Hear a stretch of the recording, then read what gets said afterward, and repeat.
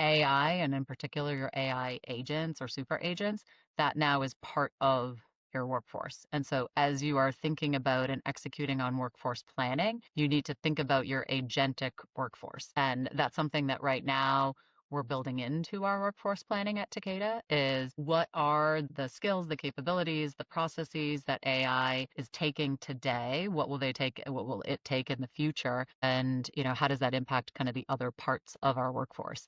Today's conversation is one you're going to want to lean into because every few years, someone steps into the CHRO role and quietly rewrites the job description. And right now, that person might just be Lauren Duprey. Lauren is the Chief Human Resource Officer at Decata, a 55,000 person, $30 billion global biopharma company. And if you think you know the traditional path to the CHRO seat, Lauren will respectfully and thoughtfully challenge that. She went from studying genetics at Harvard to consulting at the intersection of science and business to discovering that behind every commercial problem was really a people problem. That curiosity pulled her into HR. What propelled her upward was something different: apprenticeship, sponsorship, and the courage to step into roles she technically wasn't ready for until she absolutely was. In this episode, Lauren and I go deep on three big themes that matter to every senior leader listening. First, why great CHROs don't have to come from traditional HR paths, and why boards and CEOs may be thinking too narrowly about what real readiness looks like. Second, how internal succession actually works when it works. The honesty, the humility, the team building, and the CEO CHRO partnership that turns first timers into world class operators. And third, and maybe most importantly, how AI is reshaping the role itself. Lauren is one of the first CHROs publicly and operationally treating AI agents as part of the workforce, not as tools, as teammates. As a new segment of talent, the organization must plan for, develop, and lead. She's helping Takeda build a future where leaders manage both humans and agentic systems, where digital fluency becomes a core leadership trait, and where transformation isn't a program, it's the job. This is a conversation about what HR was, what it is, and what it's about to become. And Lauren brings a mix of clarity, candor, and hard-earned wisdom that I think will resonate with anyone navigating the future of leadership. So settle in. This is a special one. Lauren, welcome. It is such a pleasure to have you here. If you wouldn't mind, can you take a quick minute and just introduce yourself? Yeah, yeah. Thanks, Dan, and thanks for having me. I'm looking forward to the conversation. So I'm Lauren Duprey. I'm the CHRO at Takeda. If you don't know Takeda, we're a large pharmaceutical company, about 30 billion in revenue and 55,000 employees.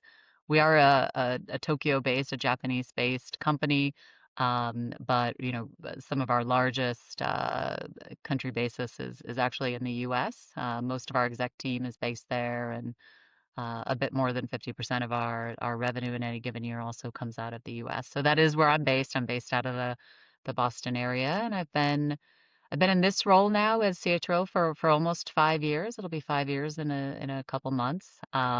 It's gone by really fast. In a lot of ways, I still feel kind of brand new to it, but in all sort of good ways. And I think that's because so much happens every day, every year is kind of a new challenge. I joined Takeda about 6 years ago. I joined initially as head of HR for the US, and actually you, Dan, were part of that. And reaching out and talking to me about this company. Prior to that, actually, I started my career in management consulting, focused on really commercial sorts of problems and challenges within pharmaceutical and biotech companies. So I always a bit had an orientation towards that particular industry. And then in the course of that more commercial focus work, I found the work of people. And I think that's because at the core of so many of the ostensibly like commercial issues that we were brought in for as consultants, at the core of it ended up being people issues. So, leadership, operating model, culture, etc. And that's when I got interested in and actually even when I first learned about what is HR and what is this work. And so I made my way into the field from there. So fantastic. I was going to ask you, you have an untraditional background. You started, unlike many in HR, you started with an undergrad in biology from Harvard, Yep. MBA from MIT Sloan. And so early on, did you think you were going to be a biologist? Were you just drawn to the business of healthcare? What was the original vision? Yeah, I mean, it's a good question. The only like original vision was I found biology really interesting. As like a high school student, I just found it super interesting. And I suppose if you like connect the dots a bit, what it was that the specific part of biology that I was really interested in was genetics and kind of what makes us, what makes animals, creatures, whatever, kind of them and this kind of like scientific basis of that. And so I studied that at university, as you said. But I like knew pretty early on I wasn't going to be a research scientist. I didn't have the patience for that. Like, thank goodness for people that do, but it wasn't for me. I didn't have the calling towards medicine. And so it's exactly like what you said. I kind of got this idea of I'd go into the business side of biology and science, which is really pharma, biotech, healthcare. I mentioned about doing consulting. I did that straight out of university, and then when I wanted to go into HR, I also took a bit of a gamble. I don't know what basis I had for this, but I thought, okay, well, I can learn HR on the job. What I really need to learn and like deepen for myself, and of course, it's like a personal reflection, is my own business acumen, my own kind of global lens as well, and expand my network as much as possible. And so that's why I opted, as you mentioned, to do an MBA program that was broad. It wasn't at all HR specific. And I knew that would come with some trade-offs that I'd have to kind of network my way into HR, figure out how to build a career. But I felt like I could probably do that, and I did. And so instead, what I got out of that MBA program was a fantastic network, a broad understanding of business. And it really the program at MIT is actually very global in nature. So 40% of my classmates were from outside of the US, and that was really important in terms of kind of building that global acumen, but also a global network as well, which is I think served me really well. So there's so much to unpack. But Yeah. I think you just framed out the entire conversation for us. So came out of Okay. school, decided to do a pivot from consulting into HR. You went to to some companies where you had great mentorship. Yeah. Did you know going in that an apprenticeship was going to be the ticket in HR? Did you discover that along the way, and talk about some of the key lessons you learned from some mentors along the way? Yeah, yeah, yeah. So that's one of the principal things I was looking for when I started my career was, I got connected to people who had built great careers in HR and said to them, like, asked them, like, how'd you do that? And what do you recommend that I do? And that was exactly it, exactly what you said, right? I mean, time after time, it was like people recommended go to these certain companies where there will be that apprenticeship. People will teach you, they will guide you. And so GE was at the time kind of one of the companies that kept coming up. And so I was super fortunate to be able to go there and do their HR leadership program.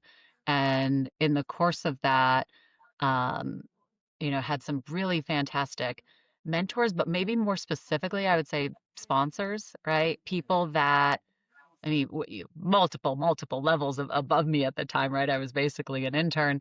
So senior executives who said to me pretty early on, I remember actually at GE, there was often like a phrase they would use. They'd say, "We're going to be working for you someday," right? And they framed this like vision of the future that I certainly didn't see at the time, and I would almost like laugh and then roll my eyes like, "All right, sounds good," um, but they set forth like what they thought I could do, and then helped to kind of pave the more immediate steps forward. And so that certainly happened at GE. And I learned so much from watching. And that was true in consulting too. Like I remember I would always, and I give this advice to like junior people now, I'd be in meetings and I would pick the people that I really admired most. And I would just really kind of study like, how did they talk? What did they do?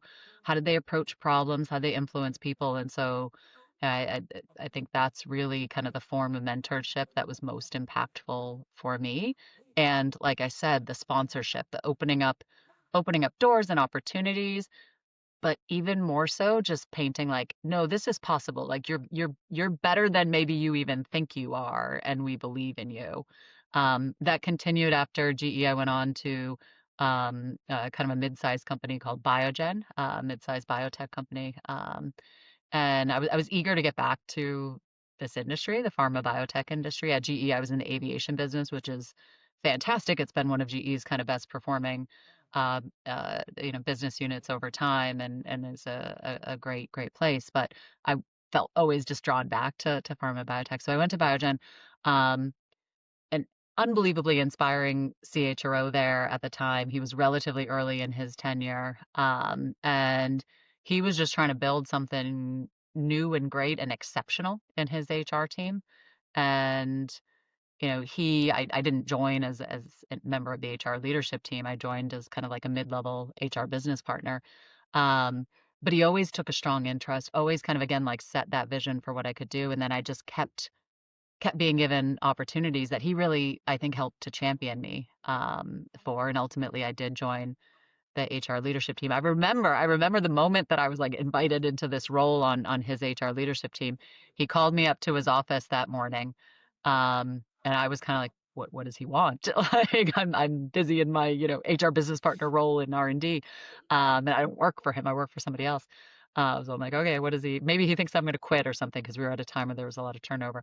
And I showed up to his office and he sat me down. He said, Lauren, I'm about to rock your world. And I was like, what is it? What's about to happen here? And he let me know that a member of the HR leadership team was leaving, and he said, I want you to take her role. And I said to him, I said, really? Because like I don't actually have any of the distinct background. It was more of an operations and technology role in HR. I didn't have any of the background in it. It was leading a relatively large global team. I hadn't done that. And I was pretty open about that. He's like, but I know you can. So think about it and let me know. And I did. And the next day I said yes, as one does. But that opened up, I think, a ton of opportunity. So, again, it's the mentorship, but for me, that's always been more about watching what people do and trying to model it. It's been much more about the sponsorship, and opening up opportunities and encouraging along the way. Yeah, so it's really interesting just to bring that full circle. So you may not even know this or may not remember this, but Kenny had called me and said, "You can't take Yeah. Lauren from me yet, but she is world class. She's going to be a world class CHRO, and I need you to get to know her. And I want to see her over time step into a huge CHRO job." So Yeah. when you think about we talk a lot about the super mentors and the ecosystem of great mentors in HR, and clearly Kenny is one of the best, and he paid it forward. Yeah. And you probably remember some of the debates we had about whether this was the right role at the right time in your career, and it is that mix of mentorship and sponsorship. Yeah. Yeah. Totally. Totally. And, um, too, and sometimes there's difference of opinion, right? I think Ken maybe thought I was a little crazy when I went over to Takeda initially. And Yes, I he think told me that that. because he kind of told me at the time. And, and then then once I moved into the CHRO role, it was about a year and a half after initially joining, I called him up to let him know what was happening and everything. And he's like, all right, you were right. It worked out. Right. And so I think that's also such a good lesson of like, you do want to listen and take advice and everything, but ultimately you're the one right there. Like you're seeing the information. You kind of have to make your own bets at the end of the day. But you keep in touch and you keep those relationships. And I know he's always been a great advocate, and I appreciate that. For sure. So let's talk about the move to Takeda. You took a chance. You came in not as CHRO. You came into the North American role with hope of Yep.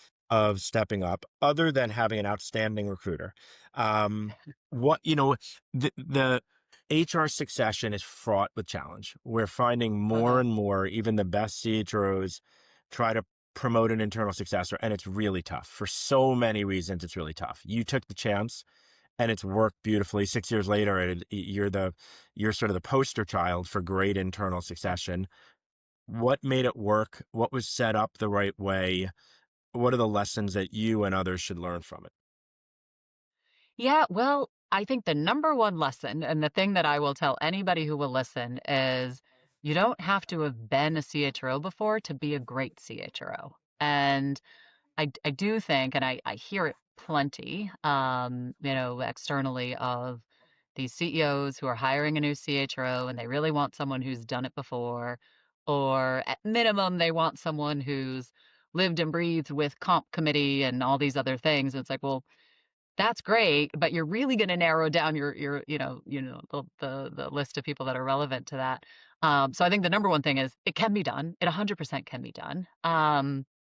The the maybe one of the most important things, and maybe it's a bit cliche, but I think to make a successful CHRO is it's a really important combination with that CEO, right? And so the relationship there, the counterbalance, the ability to work together, is so important. And it doesn't matter if you've been a CHRO before or not to have that right fit. Um, I think other things that I think can make an internal successful, is you want to strike that right balance between bringing along the existing team of which you were part of, but building it to be even better. And that's where for the first 6 months, and I was like really conscious of this, when I came into the CHRO, for the first 6 months, that was my number one focus, was building the HR leadership team. And building did not just mean external hiring. It did mean that in some cases, but it also meant building up the internals too that were going to stay, and building those relationships and the trust, and helping them to be the best they can be, redesigning it in some cases, but also bringing in some really strong external talent, and making up for the gaps that you have. Actually, like that is so important, is you have to be honest with yourself and with others if you're a first time CHRO about what you don't know. And like you shouldn't pretend that you know it because you don't, right? So I was like pretty open about I had never been part of comp committee work. I didn't know much about that at all. So that was a focus for me, was getting a really great head of total rewards, and building out our executive comp team, and not pretending that I knew more than I did, and studying it, and move it in there, right? So I think being open about where those gaps are, and leaning into how you can fill them, either from bringing in great people that can know a lot. I think also I was super fortunate, and I will say I think that was another benefit. Our CEO, Christoph, he was an experienced CEO when I came in, right? So he was in, I think, like year 5 or 6 of his tenure as CEO. And so I think that's a nice combination, is having a CEO who's a bit more tenured, is able to, I think, better mentor and support a newer CHRO. Again, it's not to say that it's not possible, though. And I think there's a lot of other ways that you can support internal or first time CHROs. It's just like believing that it's possible. The other thing I'll say, like this is like my opinion, um, but I think we all have to be careful about, and I would advise anybody looking to hire a CHRO, or any role for that matter where there's an emphasis on experience and boards and whatnot, is if you've seen one board, you've seen one board. Like they are all very different. And in fact, I think it can almost be a risk of, you bring someone in who's got a bunch of experience with one or two other boards or committees or whatnot, and they come in with assumptions. There's a risk of that. I'm not saying it definitely happens, but there's a set of assumptions, or this is how it will be, or um, and that's probably not going to be true. I mean, our board at Decata is very unique. Our committees are unique. There's unique ways of operating. So in fact, I think not coming in with that set of experiences can in a way be like an advantage, right? Because there's not that assumptions, and you get in and you figure it out. So we talked a lot about kind of, and you were great in framing, acknowledge what you know, acknowledge the gaps. In a lot of ways, Lauren, the gaps in 2025 are probably different than they will be in 2026, or let alone 2030. Yeah. That this job is changing. Your role is changing, right? You've Yep. now taken on additional responsibility to help lead the global transformation of Takeda. Yep. Yep. We've seen a few other world-class emerging star CHROs do the same thing and add transformation. AI is here, whether we're ready or not. It is here, and we have to embrace it. That's part of it's part of your agenda. Put on your crystal ball a little bit, or look into your crystal ball a little bit. In the next Yeah. 5 years, what does this job turn into? Yeah. Yeah. Yeah. Um, I think a big part of the role will be inspiring or supporting or whatever it is around innovation and tech transformation. I do think that's it. And like the parts of it that are like really important actually are you've got to believe in it. You have to really think that it's possible. You have to be okay with uncertainty, like really okay with it and help others to be okay with it. Um, and but also at the same time be able to rally others around, let's move forward, let's figure it out. You mentioned I'm taking on this responsibility and leading transformation across Takeda. And a big part of that so far has been really just saying to people, no, we don't know exactly what it's going to look like. It wouldn't be a transformation if we did, or it would be the wrong type of transformation, right? Like we'd be transforming to something that inherently is already outdated if there was like a discrete playbook for this. It is new, it's uncharted, but a strong belief that you could do it, right? So that type of just comfort with change and ability to make others, comfortable with it. I think that's going to be a huge part of the role. And you have to role model it in your own function. And I do think that's been one of the things that, and probably part of the reason why I was asked to take on this transformation role. A big part of that is AI and this, tech forward kind of approach. Is I'm super proud, and I absolutely did not do this alone. It was with my whole leadership team, not just my data and technology leader. Um, but we've really tried to role model and lean in and lean ahead in our own AI transformation, our own technology transformation.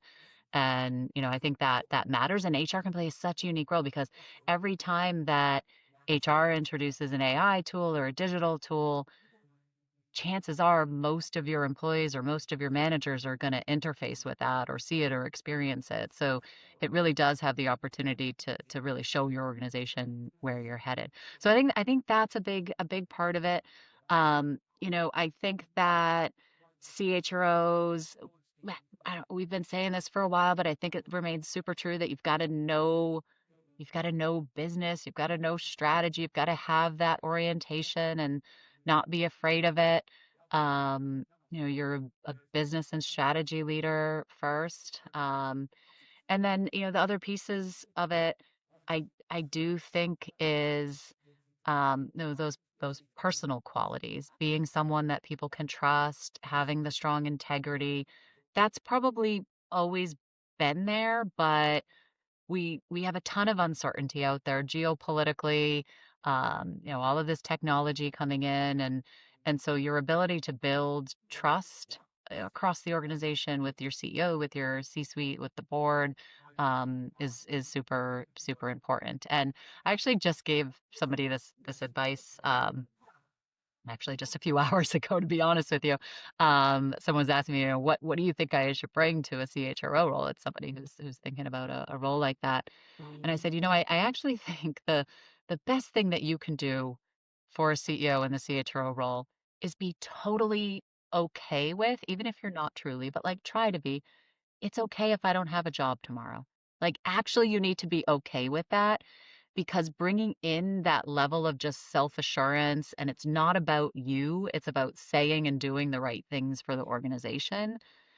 It's important in every role, but I think as a CHRO, that's probably the most important thing. So, an ability to put aside yourself and be okay with whatever the outcome is because you want to do what's right and best for the organization is super super important. I think will be even more important, as we move ahead. Yeah, right. It's keeping or preserving the humanity in the world as we move towards a shift towards digitizing everything, right? Yeah, yep, absolutely, exactly. And I think the best way that you do that is, and I like sometimes say this about leadership more broadly, like it's not about you. It cannot be about you. The less you make anything about you, the better you are as a leader, and absolutely the better you are as a CHRO. So, finding and building that security in yourself is going to be super helpful.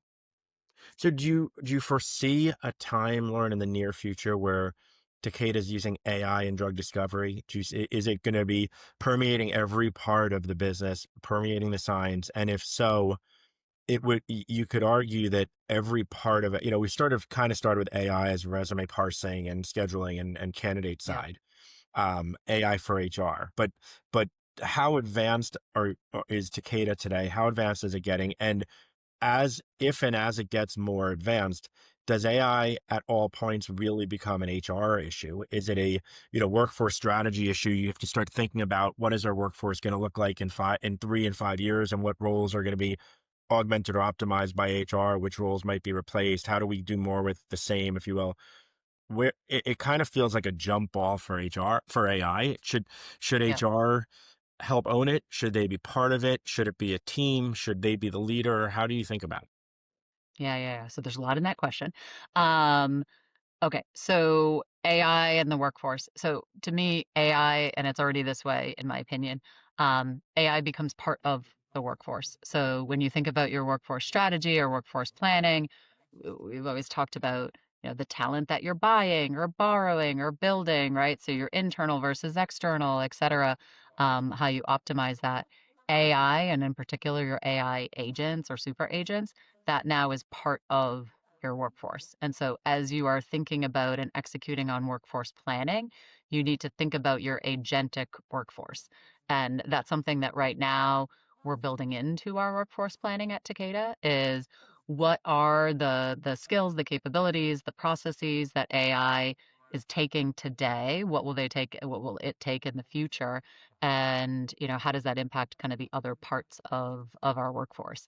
And then also, it's true exactly what you said of what are the skills and capabilities and kind of mindsets too that our workforce will need, and how can we build those? How can we build that in the rest of our organization? And of course, the roles that are, as you said, that are changed by AI, and every role should be changed by AI.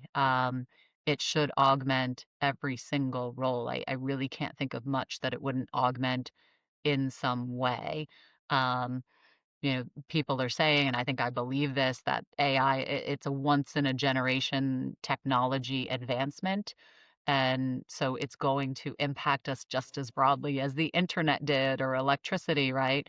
And we're at the early days of that. So there could absolutely be, and I think there is a feeling right now of, all right, well, they promised me all this, but like I went on Chat GPT earlier and asked it to mock me up a picture and it was upside down and backwards. So like I don't know about this stuff like you people are imagining, right? And and I think that's where like circling back to being that change agent and believing in innovation, you have to acknowledge that. Like, it's not perfect. No, right now, like, there's a bunch of glitchiness to it and it can't do everything. But guys, it's on track to, and we'd be very smart to prepare and work for it as such. So, your other question about where are we using it at Takeda right now? So, absolutely, like everyone else in the kind of core process operational type of work, and a lot of that's in corporate functions and HR, finance, IT, all of these places. But in drug discovery, particularly drug development, right? So when you think about executing clinical trials, um, there is a lot that it can do and that we're working with it and developing it on. Now, is it all the way there and replacing our research scientists? Like, no, no, of course not. Um, but are we very much thinking about how we can redesign a research organization to be oriented and include what we anticipate coming from AI? Yes. And so I think it's that. It's like, how do you execute with what is there today, but prepare for what you think is going to come. You don't know that it's going to come, but you got to kind of take the right bet. And the question there of what role should HR play in that, um, you know, no one should, maybe this comes back to the piece of like, it shouldn't be about you, right? And it's like, no one should be out there like trying to fight, saying like, I want to take this because of me and I see it as like an opportunity. No, I think you have to really ask the question of who is the best person to take the lead on it. I think a lot of people are saying, and I'm probably inclined to say, it really should be a partnership with your, chief data digital technology officer and your CHRO. I think that's probably the model that I believe most in because, look, if you think as a CHRO or HR, like you're just going to lead the whole thing, like, no, that doesn't really make any sense because you're not the one building these models and out there, like, or, right, like, guiding your agentic strategy and AI investment. Like, no, you're not doing that. But your CDTO or your digital leader, uh, they aren't doing it alone either, right? So they are doing all of those things, the tech investment, the roadmaps, et cetera, but they are not, equipped to pull all the necessary levers in terms of workforce preparation and optimization. So I do think you very much need to work together hand in hand, and that is the model that we have at Takeda. Um, and you need to find a way to bring along every other leader too, right? So that can't be something that, you know, data digital technology and HR are sitting in a corner, talking to each other about and trying to do. You really have to emphasize, and it starts with your CEO, but you've got to emphasize across all of your executive team and all of your senior leaders that this is the way, and they're expected to be digital leaders and move along in their own right. So it's very much a team sport, which I think is the analogy that you kind of set up for us. And I think a kind of co-leadership model there is the right one. Fascinating. You talked about some of the agentic bots and superbots.